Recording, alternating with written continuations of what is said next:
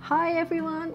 Well, it's been 3.5 years. I can't believe it that myself and Ian sat here in this position explaining to everybody in our first ever YouTube video what our future plans and dreams are. And wow, we're actually doing it. It's still hard to believe.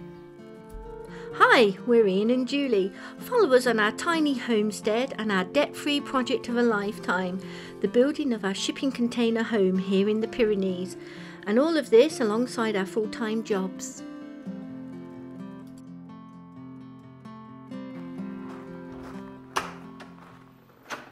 Hi guys, welcome to our crib. Oh my gosh, I've been wanting to say that for so long, sorry. Right. Hello everybody, welcome to our home here in the southwest of France in the French Pyrenees. Let's start the tour.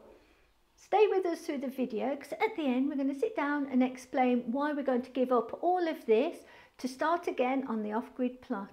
So before we take the tour around the house, I'd just like to say that 20 years ago when we bought this property, it was a run-down farmhouse, hadn't been lived in for over 50 years, maybe longer, and there wasn't one modern amenity in this house. Myself and Ian, we renovated it totally from the ground up, but it was split into two houses because the two sisters that owned the property detested each other. So this side of the property, every door was nailed shut from the inside and had connecting doors into other rooms on this side, including a second staircase. It was the most bizarre setup, but let's see what we've done since.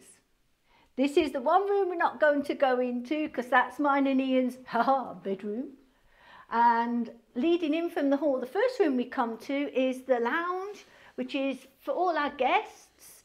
Yeah, it's a nice comfy lounge. It's very cycling orientated with the decor. So all the guys coming here, they chill out of an evening if it's chilly outside or to watch sport on the telly. It's very crowded in here when Tour de France is on. So coming up the hall a little way, we lead into the dining room where everybody comes for breakfast.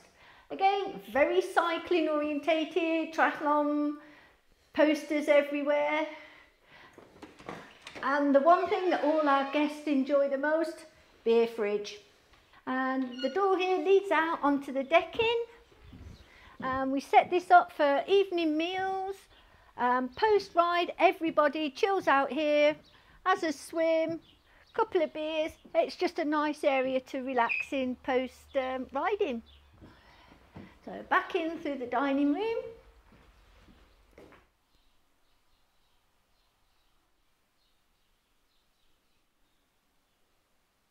And this room here is another private room. This is my kitchen.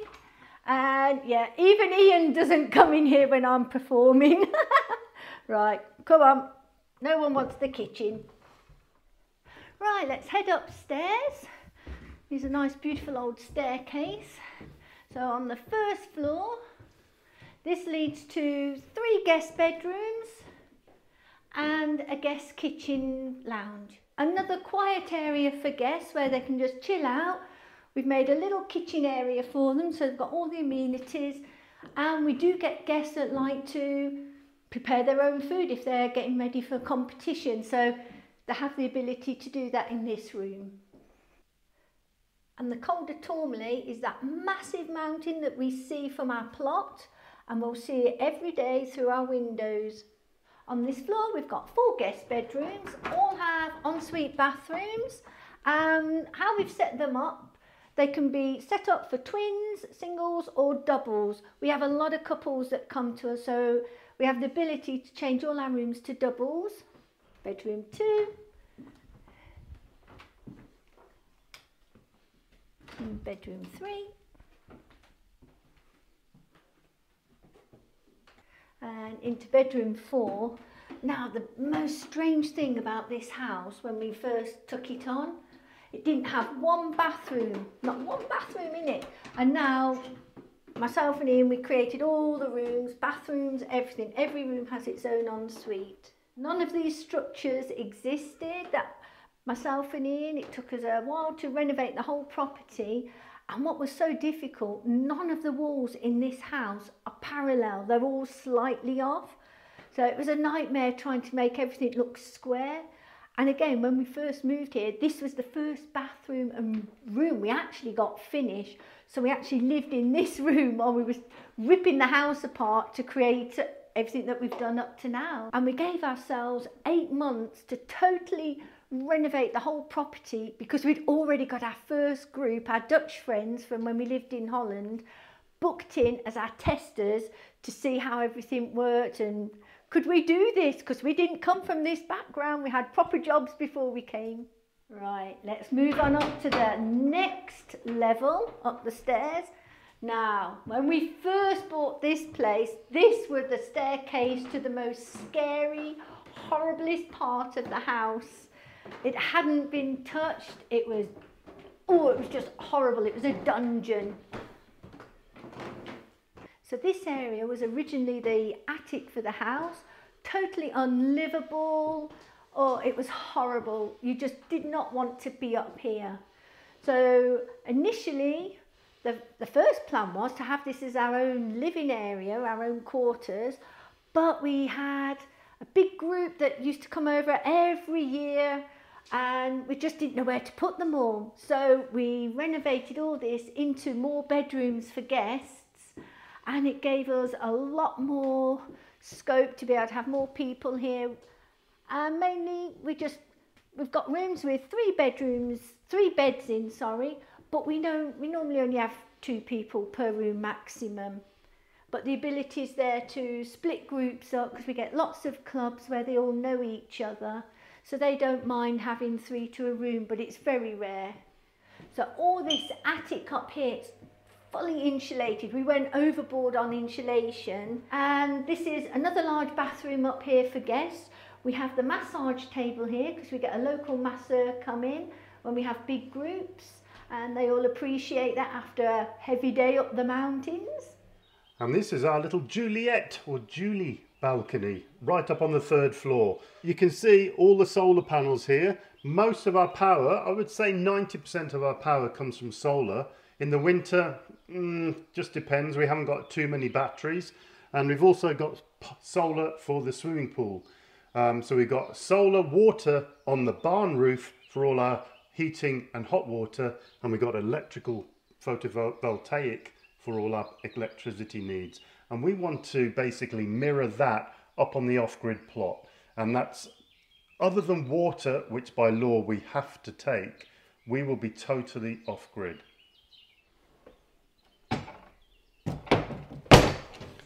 These are all the original windows, but we had them all double glazed. So every single window in this house, and there are a lot of them, we basically took out and had a local carpenter, I didn't do this bit, a local carpenter, and they double glazed all of these windows, plus they renewed all the shutters to wooden shutters on the outside of the house. Before, there were horrible metal things that clanked. I think they were from the 50s or something like that. So we had all of those replaced to make it look nicer, and the wooden ones are just so much easier to shut. And we put all of this structure in as well, because this was just an open stairwell.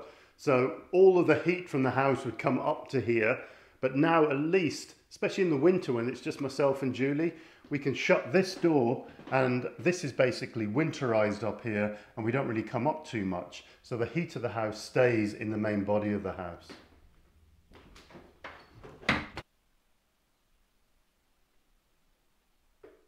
Going into the bike barn now, which you've all seen before.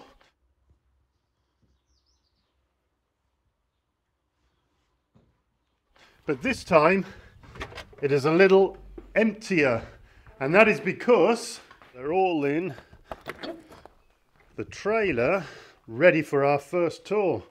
So I built this quite a few years ago now. A couple of sort of rails along the bottom with quick releases.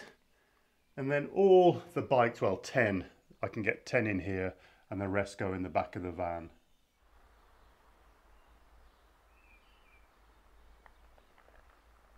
So now a couple of the other outbuildings we've got are the stables and the hay storage. And this is where Tyson sort of lives most of the winter. At the moment, as you've seen, he's out in the field, but we built this. This used to be a goat shed. So goats and ducks actually, so there used to be lots and lots of small mini pens, and I've ripped it all out and just made one single stable. And now over to the other sort of rickety old storage area and hay storage. We got our trailer in here, and that's mainly because we're going away, but we would use that. We use this for the mini skid, the digger. Anything goes into this Eiffel Williams trailer. We've had it nearly 25 years now, and it is such a workhorse. Julie just had some more hay delivered in readiness for the summer. And yeah, it's a mess. Don't look at it. But we've got to get all of this sorted. And there's lots of stuff here that are going to go up to the off-grid plot. So we've got all the raised beds and everything is stored in here. And then through here, there's more storage. We built all of this, by the way.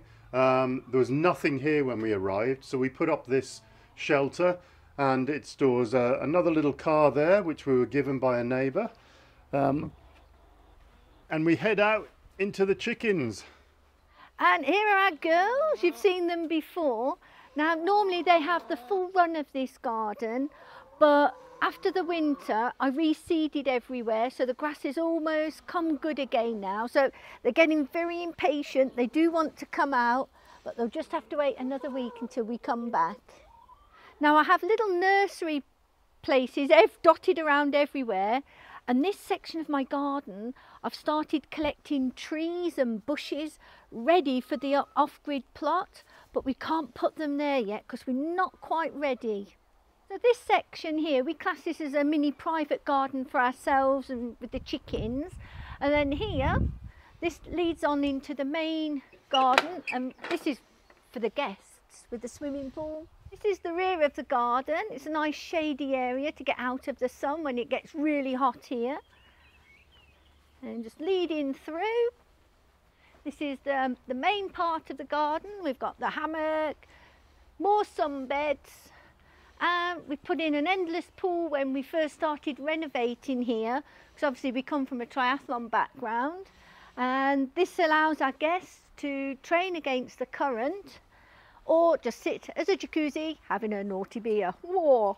And part of our renovation process when we first moved here, we built this Abri terrace, and over a period of time we converted half of it, so we've got a private gym there with bikes, treadmill, all sorts, and a nice sitting area.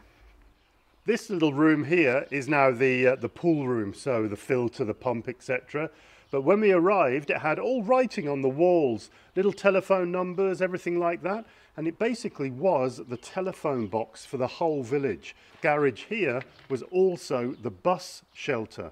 So the school bus would be parked in there. The owner of the house was the driver, and they also ran the telephone for the whole village. The history is, yeah, it's a bit unbelievable these days. So here, you've probably seen this before as well, is my car workshop, which used to be the bus workshop. But here's the little rally car with its boot up, with its engine in bits, and we're working on that over the next few months. Fingers crossed, Rally Monte Carlo 2025. But this is my dream workshop, and with my car lift, all my tools.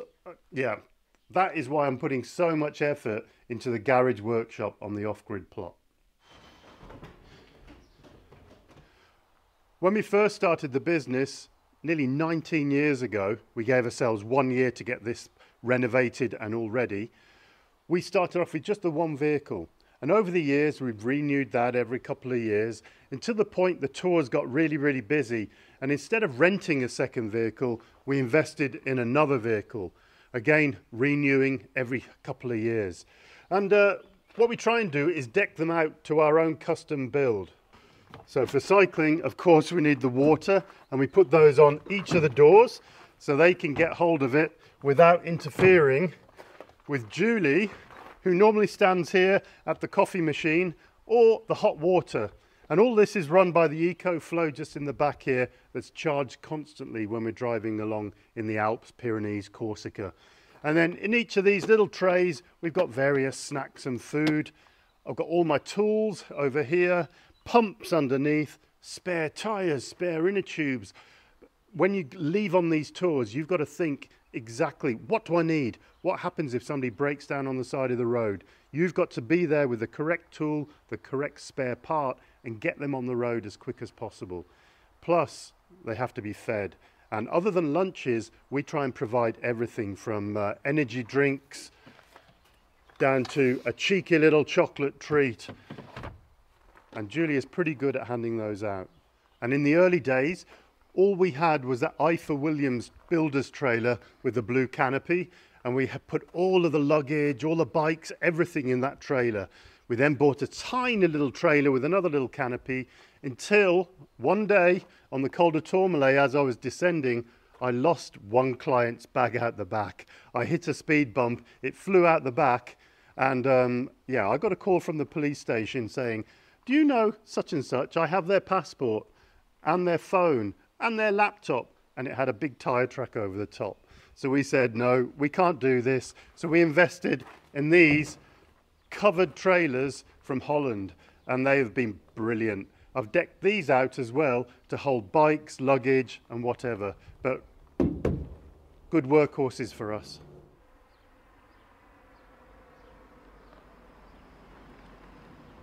Well, you made it through then. Right, why are we moving?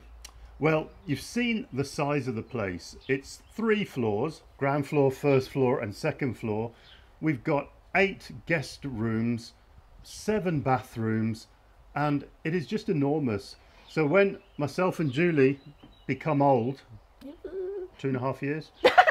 Oh, you're so naughty. We don't want to be rattling around here.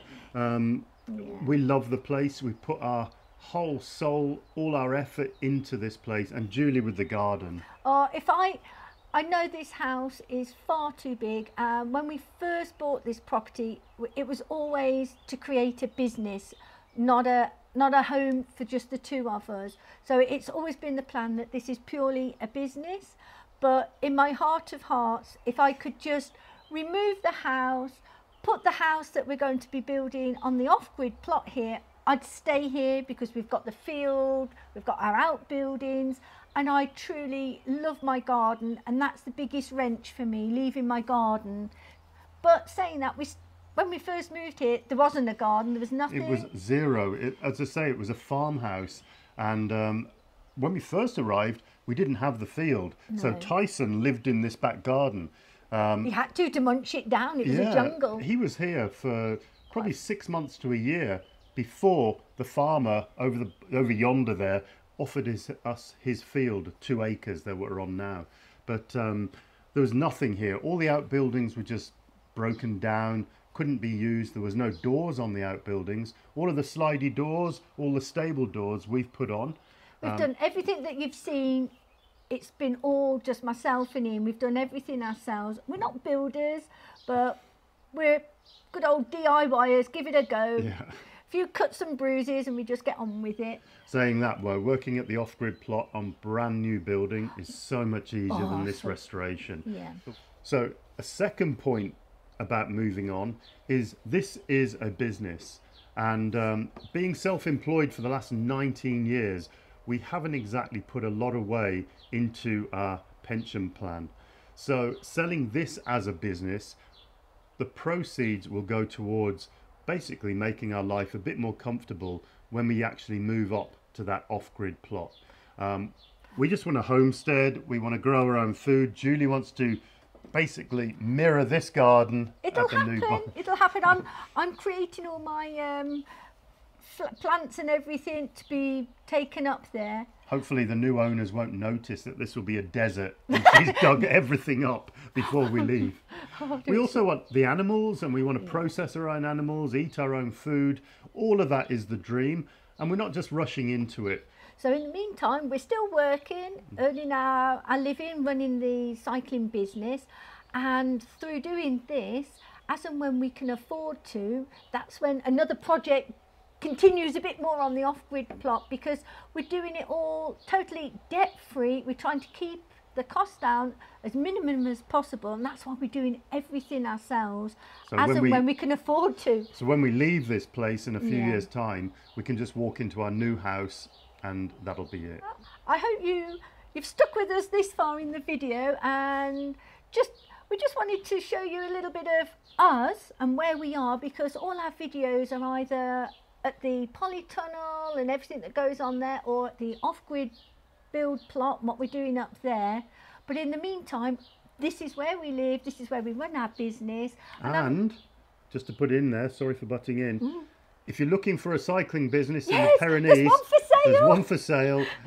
Offers open. Yeah, and it's a good business, yeah. But joking aside, you know, I hope you enjoy our videos, and we just wanted you to see this part of us, because you never actually get to see this, even though you see us coming and going from here. So, and another reason is because we're probably on a tour right now, and we can't do any more build projects up at the off-grid plot. So I hope you stick with these videos throughout the season. I'm going to have a few coming up now that will be basically time-lapse of all our build. I know a few people have asked for that, either on the homestead build and at the off-grid plot. So we're 95% finished on the garage, and I want to show that from start to end. So saying that, we will see you in the next video. And thank you so much. Keep giving that duly cheeky thumbs up, like and subscribe, and keep watching us, because we truly enjoy doing this, and it's great. It's great to interact with you all in the comments as well. So again, a big thank you from both of us for you all taking the time, one, to watch, and to all of you that comment. And yeah, it's great. Thank you, and we'll catch you in the next video. Bye from the Pyrenees.